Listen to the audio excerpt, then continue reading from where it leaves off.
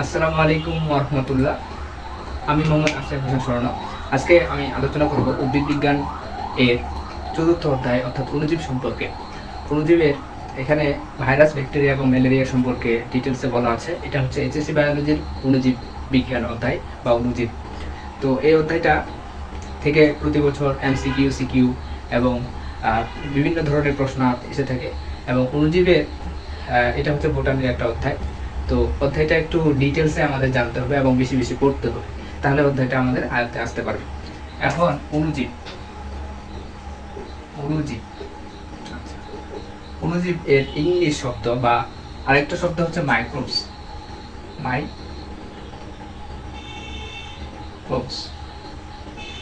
বা আমরা বলতে পারি মাইক্রো অর্গানিজম। মাইক্রো মানে কি? ম্যাক্রো মানে বড়, এটা শিখতে হবে। ম্যাক্রো ম্যাক্রো এই ম্যাক্রো কথাটার মানে হচ্ছে বড় বা বৃহৎ, আর এটা হচ্ছে মাইক্রো। মাইক্রো মানে হচ্ছে ছোট, ছোট বা ক্ষুদ্র। যেহেতু এটা অণুজীব, তাহলে এটা হবে অবশ্যই ছোট বা ক্ষুদ্র। তাহলে আমরা তো অণুজীব মানে হচ্ছে অতি ক্ষুদ্রাকায়। অতি ক্ষুদ্র অণুজীব হচ্ছে অতি ক্ষুদ্রাকায়। ঠিক আছে, যেসব জিনিস, ঠিক আছে, আমি যে জিনিস বললাম, যেসব জিনিস অতি ক্ষুদ্রাকায়, যেসব জিনিস অণুবীক্ষণ যন্ত্র ছাড়া দেখা যায় না, অণুবীক্ষণ যন্ত্র ছাড়া দেখা যায়। ঠিক আছে, তাহলে অণুজীব কারা? অণুজীব হচ্ছে অতি ক্ষুদ্রাকায় যেসব জিনিস অণুবীক্ষণ যন্ত্র ছাড়া দেখা যাবে না। তাহলে অণুজীব কাকে বলে? মাইক্রোবস। এটা ইংলিশ শব্দ হচ্ছে মাইক্রোবস বা মাইক্রো অর্গানিজম। তো এখানে কি অতি ক্ষুদ্রাকায় মানে হচ্ছে মাইক্রো মানে হচ্ছে ছোট বা ক্ষুদ্র। তাহলে অতি ক্ষুদ্রাকায় যেসব জিনিস অণুবীক্ষণ যন্ত্র ছাড়া দেখা যায় না, বা কি বলা হয় মাইক্রোস্কোপিক যেসব জিনিস মানে অণুবীক্ষণ যন্ত্র লাগে, সাহায্য ছাড়া দেখা যায় না, অতি ক্ষুদ্রাকায়, তারাই হচ্ছে অণুজীব। তো অণুজীব সম্পর্কে যেখানে আলোচনা করা হয়, তো এটাকে বলা হয় মাইক্রোবায়োলজি। মাইক্রোবায়োলজি বায়োলজি ঠিক আছে, মাইক্রোবায়োলজি। যেসব স্থানে অণুজীব সম্পর্কে মানে যে শাখায় অণুজীব সম্পর্কে আলোচনা করা হয় সেখানকে বলা হয় মাইক্রোবায়োলজি। মাইক্রোবায়োলজি এই দুইটা কথা আমরা জানলাম। তো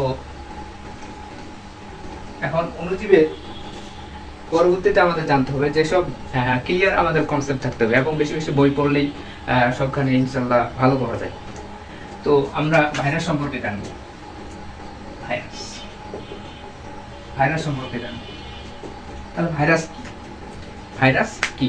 তো ভাইরাস কি সেটা প্রশ্নে যাওয়ার আগে আমরা আবিষ্কারক সম্পর্কে জেনে নিই। এই ভাইরাসের যিনি আবিষ্কারক তার নাম হচ্ছে দিমিত্রি আইভানোভস্কি। দিমিত্রি আইভানোভস্কি, এগুলো জানতে হবে। দিমিত্রি আইভানোভস্কি, ঠিক আছে, দিমিত্রি ভস্কি বানানটা ঠিক নেই, এটা হলো ভস্কি। আচ্ছা, তাহলে আবিষ্কারক হচ্ছে দিমিত্রি আইভানোভস্কি। আচ্ছা, ভাইরাস প্রথম স্ট্যানলি, দেখেন যে টোবাক্কো মোজাইক ভাইরাস মানে হচ্ছে তামাক গাছের ওখানে ছোপ ছোপ কিছু দাগ দেখা যায়, তিনি টোবাক্কো মোজাইক ভাইরাস আবিষ্কার করেন। টোবাক্কো মোজাইক ভাইরাস। তামাক গাছের যে ছোপ ছোপ ভাইরাসটা, সেটার প্রথম যিনি আলোচনা করেন সেটা হচ্ছে স্ট্যানলি। তো স্ট্যানলি সম্পর্কে আমরা আরেকটা তথ্য জানবো যে স্ট্যানলি কি? স্ট্যানলি হচ্ছে ভাইরোলজির জনক। এগুলো জানতে হবে, এগুলো এমসিকিউতে একটা না একটা আসে।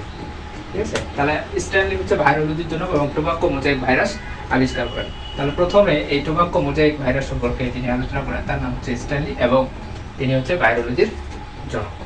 ঠিক আছে, তাহলে ভাইরোলজি কি? বিজ্ঞানের যে শাখায় ভাইরাস সম্পর্কে আলোচনা করা হয় তাই ভাইরোলজি। বিজ্ঞানের যে শাখায় অণুজীব সম্পর্কে আলোচনা হয় তাকে বলা হয় অণুজীব তত্ত্ব বা অণুজীব বিজ্ঞান, বা এখানে মাইক্রোবায়োলজি আমরা বলতে পারি। তাহলে ভাইরোলজির জনক কে? স্ট্যানলি। আচ্ছা, এখানে আরো কয়েকটা ইনফরমেশন আমাদের জানতে হবে যে এইচআইভি ভাইরাসের আবিষ্কারক কি?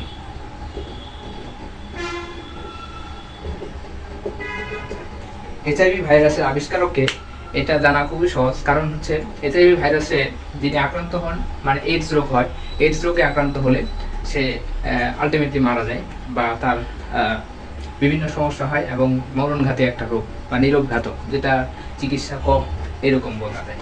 তাহলে এখানে বলা হচ্ছে এইচআইভি ভাইরাসের আবিষ্কারক হচ্ছে বিজ্ঞানী গেল, মানে মারা গেল।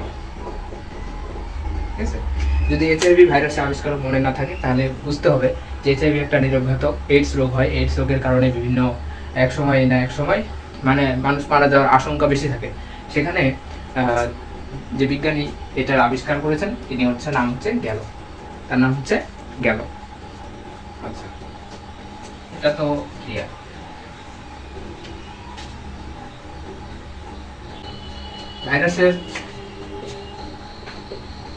ভাইরাসের রাসায়নিক গঠন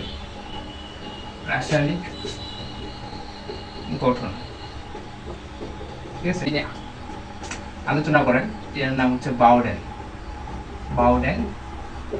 ও পিডি। তাহলে ভাইরাসের রাসায়নিক গঠন ও প্রকৃতি যিনি আলোচনা করেন তার নাম হচ্ছে বাউডেন এবং পিডি। এবং তিনি বলেন যে ভাইরাসটা হচ্ছে কিছু না, একটা হচ্ছে প্রোটিন আবরণ, আর কি, আর একটা হচ্ছে নিউক্লিক অ্যাসিড। তো নিউক্লিক অ্যাসিড মানে হচ্ছে ডিএনএ এবং আরএনএ,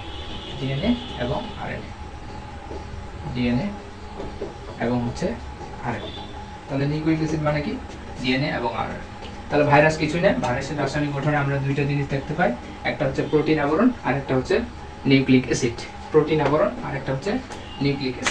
তো সর্বসাকুল্যে যিনি প্রস্তাব উত্থাপন করেন তিনি বলেছেন যে ভাইরাসের জীবীয় বৈশিষ্ট্য আছে, ভাইরাস অতি ক্ষুদ্রাকায়, অকোষীয়, ঠিক আছে, এগুলোর উপর আলোচনা করে তিনি বলেছেন বিজ্ঞানী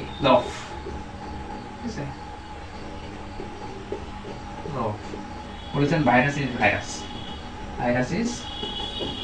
ভাইরাস। তিনি বলেছেন ভাইরাস আসলে একটা ভাইরাস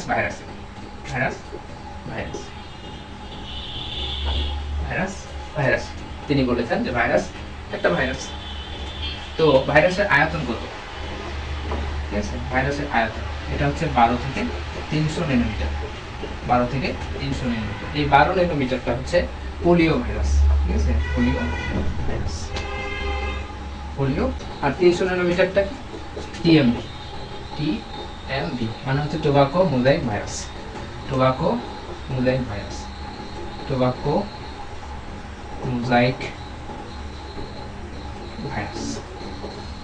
আছে, টোবাকো মোজাইক ভাইরাস। এগুলো ইনফরমেশন থেকে একটা প্রশ্ন চলে আসে। তো এই ইনফরমেশনগুলো হচ্ছে এমসিকিউর জন্য, সিকিউর জন্য না। তো আরেকটা এখানে ইনফরমেশন জানা লাগে যে এডমিশনের বিভিন্ন সময় প্রশ্ন আছে যে সবচেয়ে ক্ষুদ্র ভাইরাসের নাম কি? সবচেয়ে ক্ষুদ্র ভাইরাস, সবচেয়ে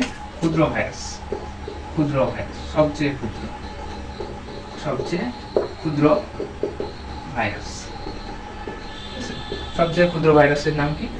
ফুট অ্যান্ড মাউথ ভাইরাস। এটা হচ্ছে সবচেয়ে ক্ষুদ্র ভাইরাস। তাহলে আমরা কি জানলাম? ভাইরাসের আবিষ্কার ও আকৃতি, এই দুইটা আমরা